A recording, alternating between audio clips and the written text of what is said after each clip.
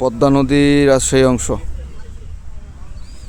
ফারাক্কা বাঁধের একটা ভয়াবহ আপনাদের দেখাইতেছি যে আমাদের কি অবস্থা। এই যে ওই পাটটা দেখা যাচ্ছে, এটা একটা চর, সম্পূর্ণটা একটা চর।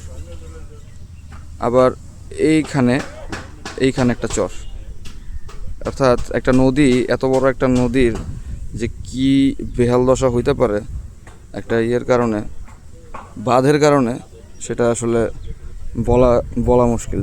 তবুও বিগত বছরগুলোর তুলনায় এবছর পদ্মায় একটু স্রোতের পরিমাণ বেশি, পানির পরিমাণও বেশি, সব কিছুই বেশি। তবে যে ক্ষতি পদ্মা নদীর হয়েছে ফারাক্কা বাঁধের কারণে, এই ক্ষতি আর পোষানো কখনোই সম্ভব না। এবং আমরা শুধুমাত্র যে পানি থেকে বঞ্চিত হয়েছি তা না, আমরা বঞ্চিত হয়েছি কোটি কোটি টন পলিমাটি থেকে, যে পলিমাটি আমাদের ভূমি গঠনে গুরুত্বপূর্ণ ভূমিকা পালন করার কথা ছিল। আমরা না পাইছি পানি, না পাইলাম পলিমাটি।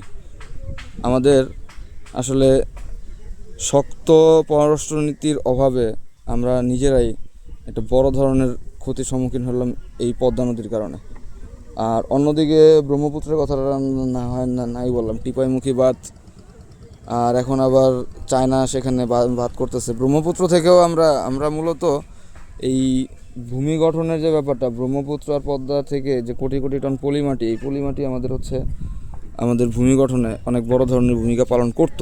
কিন্তু আমরা পানি থেকেও বঞ্চিত, আমরা পলিমাটির আমাদের ভূমি গঠন থেকেও আমরা বঞ্চিত। এই জিনিসটা শেষ হবে কবে কবে আসলে আমার জানা নাই। হয়তো এই নদীগুলো মারা যাবে না, কারণ এত এত বড় নদী মারা যায় না, তারা শুধু তাদের গতিপথ পরিবর্তন করে ফেলে।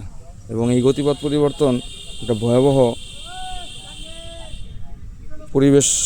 পরিবেশ বিপর্যয়ের কারণ হয়ে দাঁড়াবে অদূর ভবিষ্যতে আমাদের। কিন্তু কিছু করার নাই, ক্ষয়ক্ষতি যাওয়ার তা হয়ে গেছে। এখন শুধু আমাদের পরবর্তী জেনারেশনের এই ক্ষতি ভোগা ছাড়া আর কোনো উপায় নেই, নো ওয়ে।